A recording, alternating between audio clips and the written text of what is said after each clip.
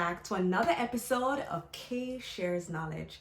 Now in today's video, we're going to be taking a look at what is the definition of the equal share rule. And we're also going to be discussing when does it apply.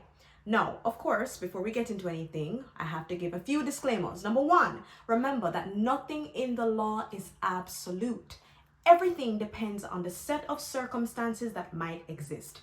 My set of facts might be different from your set of facts. The second thing I'm going to remind you all about is the fact that the information shared in this video is strictly for educational and informational purposes only. I am not giving out legal advice, and if it is that you need legal advice, please go ahead and contact a trusted attorney at law to look at your matter. Without further ado, let's get right into it. Now, in order for us to understand what is the equal share rule, we have to take a look at Section 6 of the Property Rights of Spouses Act. Now, for those of you who didn't get a chance, I highly recommend that you take a look at my last YouTube video where I broke down in details the definition of the family home and all of the different elements that would need to be satisfied in order for a party to bring a claim that that family home is in fact a family home. Now, I will link the video right here for those of you who need to take a look at it, and I hope you enjoy. Now, in a nutshell, Section 6 is pretty much explaining what is the equal share rule and when it can apply. So, to pretty much summarize, the equal share rule is a presumption in law that both parties are entitled to a 50% interest in the family home once a decree of dissolution has been sought, once the parties have terminated their cohabitation, or if it is a situation where the parties are unlikely to reconcile. Now, this is very important for us to understand, because if you think of the sequence of events, when you're married to someone and things are happy and everything is great, or let us say that you're in a common law union, things are going great, you're happy, you're in love, no one is going to be trying to apply for a division of property, right? So the courts pretty much just presume, parliamentarians presume that at the point that parties separate is when it's important for them to, of course, divide their properties and ascertain whose assets is whose, right? So that is the reason why they came up with the equal share rule, because they wanted to ensure that upon the termination of the relationship between the parties, each party can go away with what's theirs and the other party can go away with what's theirs. Great. Now, please remember that the equal share rule works both ways. It is a presumption in law that both parties are on par. No party is superior to the other. So what the woman can get, the man can get as well, meaning both parties will get 50-50 in the family home.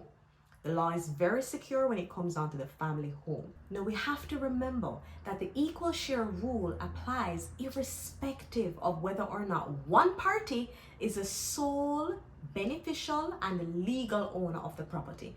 Now, what does that mean? It basically means, let us say that one party, let's say the man, is the one who owns the property. Irrespective of whether or not he's the one who owns it, it can still be considered as a family home, and the woman would have a right to her 50% interest. Likewise, if the woman owns the property and that property is deemed as a family home, regardless of the fact that she was the one who owned it and the title is in her name, the husband or the common law spouse will still get a 50% share in it. So the law is very clear. The law is very clear. Both the man and the woman are on par. No party is superior to the other. Now, the next thing we're going to do is to try to take a look at the history behind the equal share rule. Now, in my own personal opinion, I believe that the Property Rights of Spouses Act was actually created because a lot of women didn't have much protection under the law at the time, and a lot of common law spouses, to be specific, did not have adequate protection. And as a result of that, the law back in the day used to have to look at the common intention and constructive trust and that kind of a thing, which is a separate topic all by itself. So I believe personally that this act was created to try to protect women and to protect spouses as a whole when it comes on to family property. Now, another reason why the equal share rule even came about is because, according to the law, marriage is a partnership of equals. Now, I'm going to go ahead and quote a Supreme Court case known as Graham and Graham, because they had a very good definition of what the equal share rule is about and the history behind it. So it says, and I quote, at paragraph 15, "It is recognized that the equal share rule or the 50-50 rule, is derived from the well-established view that marriage is a partnership of equals, C, R, and R.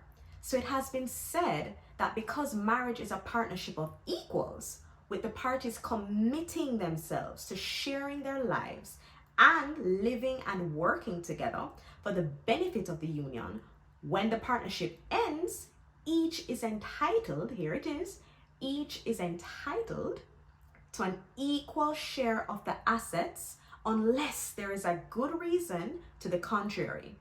Fairness requires no less.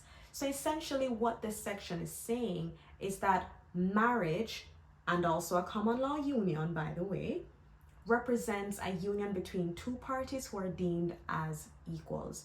Neither party is above the other, neither party is more superior to the other. Now, in order for a party to even be able to apply to the court under the equal share rule, they have to be able to sufficiently show to the court that they have met certain preconditions. Now, what does that mean? It means that you have to be able to show the court that you are a spouse. That is one of the first hurdles that you must comply with. You must be able to show the court that you have locus standi. Now, what is locus standi? Locus standi means that you have standing before the court, meaning that you have a right to bring the application before the court because you are a spouse. Now, please bear this in mind. If you are not able to sufficiently show the court that you have one, locus standi, and two, and most importantly, that you are a spouse for the purposes of the Property Rights of Spouses Act, then it's highly likely that your claim will fail. Now, I want us to go ahead and take a quick look at a very important case that speaks to the importance of defining what is a spouse. It's actually a recent case, and it was determined by the Jamaican Court of Appeal, and it is known as Daly and Harris. I'm going to give you guys a quick summary of the facts. Let's get right into it. Now, in this case, you had both a man and a woman who were in a relationship. Now, at first, they were just in a visiting relationship. So that pretty much means that they weren't living together. Instead, they would visit each other's houses from time to time and spend time together. So they were not living together. And remember that living together is important when you're trying to define spouseship. The second element of this case is the fact that eventually the parties had moved in together in 2009. They eventually separated because the union broke down in 2018. So from 2009 to 2018, they were in a union. That's a period of 9 years. That's another very important element. The third element is the fact that after the parties had ceased the cohabitation period, the woman had brought a claim that under the equal share rule, she is a spouse, and as such, she's entitled to a 50% interest in the family home.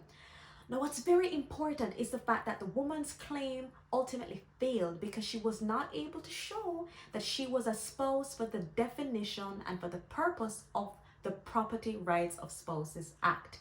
Meaning, she was not able to show that she was a spouse. And the reasons she failed were as follows. Number one, the man that she was along with for 9 years had told the court that he and her were not in a common law union. In fact, he said that he was in another common law union with another woman elsewhere.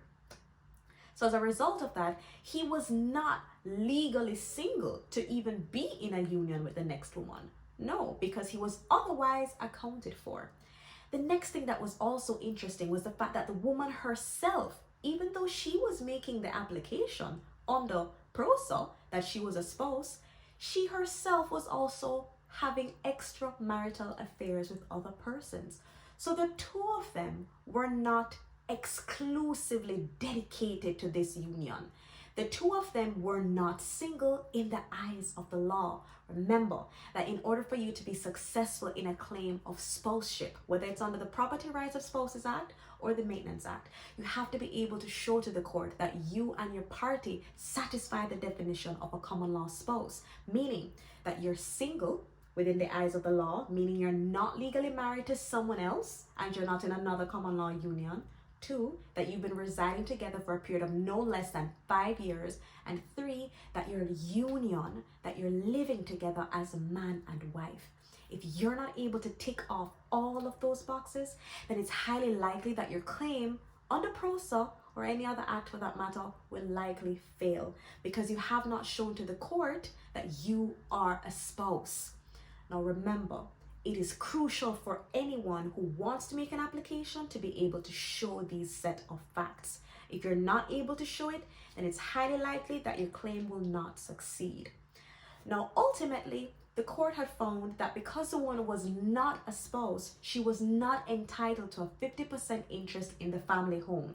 Because remember, the equal share rule only applies if you are a spouse. So ultimately, she was not able to succeed in her claim, and as such, she walked away with little to nothing. Now, I hope that this case helps to show to you all the importance of singledom. The courts take singledom very seriously. And if you want to be successful, you have to be able to prove your set of facts. Now that essentially brings us to the end of this video that focuses on the equal share rule and who can apply for it. Remember that the equal share rule focuses on a 50% entitlement to the family home, and who can apply for it? A spouse. But you have to be able to show that you're a spouse to begin with. So that brings us to the end of this video. I hope you all found the information to be useful and informative. Remember to subscribe and please stay tuned for my next video that will drop next weekend. Take care.